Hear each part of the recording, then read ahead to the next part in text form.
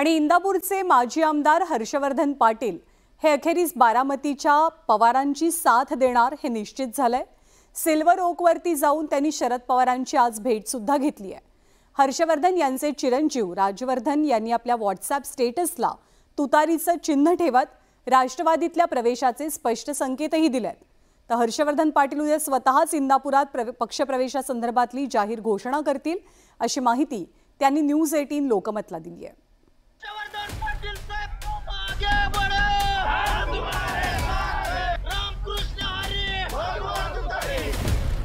बुधवारी मुंबईत हर्षवर्धन पाटील आणि फडणवीस यांच्यातली बैठक निष्फळ ठरल्याची बातमी धडकताच इकडे इंदापुरात कार्यकर्त्यांनी जल्लोष साजरा केला।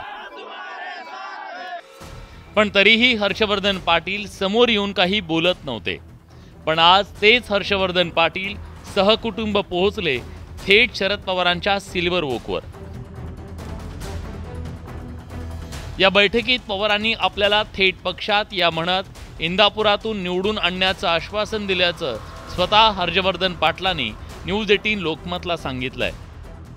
गेल्या महिन्याभरापासून त्यांची तुतारी हातात घेण्याची चर्चा सुरू आहे, पण अद्याप त्यांनी निर्णय जाहीर केलेला नाही। पण काल फडणवीसांसोबतची त्यांची बैठक निष्फळ ठरली आणि हर्षवर्धन पाटील अखेर तुतारी हातात घेणार या चर्चांना पुन्हा एकदा बळ आलेलं आहे।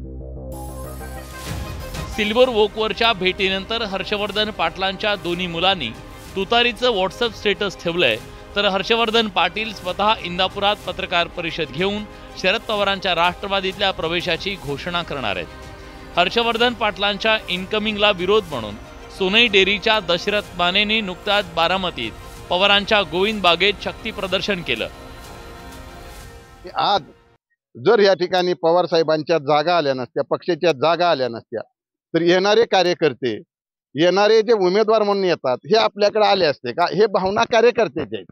म्हणजे गेले महिनाभर हे खतखत लोक बोलून दाखवत आहेत। हर्षवर्धन पाटलांनी 1995 ते 2014 पर्यंत सलग मंत्रिपद भूषवलं। 2014ला काँग्रेसच्या तिकिटावर निवडणूक लढवली, मात्र त्यावेळी त्यांना पराभव स्वीकारावा लागला। 2019ला त्यांनी भाजपमध्ये प्रवेश करून विधानसभा लढवली, पण त्या निवडणुकीतही त्यांचा पराभव झाला। आता ते शरद पवारांच्या राष्ट्रवादीत दाखल होणार आहेत। हर्षवर्धन पाटील शरद पवारांच्या पक्षात प्रवेश करणं हा भाजपसाठी मोठा धक्का असणार आहे। सुरुवातीलाच हर्षवर्धन पाटलांच्या निमित्ताने असं म्हटलं की राजकारणामध्ये निवडणूक लढवण्याची महत्त्वाकांक्षा ही तत्व, ध्येय, नाती याच्यावर आली की अशा प्रकारचे निर्णय होतात। अन्यथा भारतीय जनता पार्टीच्या परंपरेमध्ये असा किती अन्याय झाला तरी पक्षांतर्गत नाराजी व्यक्त करत पण तो कार्यकर्ता पक्ष सोडण्याचा आयुष्यात कधी विचार करत नाही। त्याची एक मोठी मालिका आहे। हर्षवर्धन पाटलांचं खरं तर गेल्या महिनाभरापासून तुतारी हाती घेण्याचं ठरलं होतं, पण एकदम निर्णय कसा जाहीर करायचा म्हणून मग जनसंवाद मेळाव्याच्या माध्यमातून रितसर वातावरण निर्मिती केली गेली। अखेर तुतारी हाती घेण्याचं त्यांनी निश्चित केलं। दरम्यान पवारांनी हर्षवर्धन पाटलांना पक्षात घेऊन लोकसभेसाठी सुप्रिया सुळेंची वाट कायमची मोकळी करून टाकल्याचं बोललं जात आहे। इंदापुरातून मधुकर आणि जितेंद्रसह चंद्रकांत खुंदे, न्यूज 18 लोकमत, पुणे।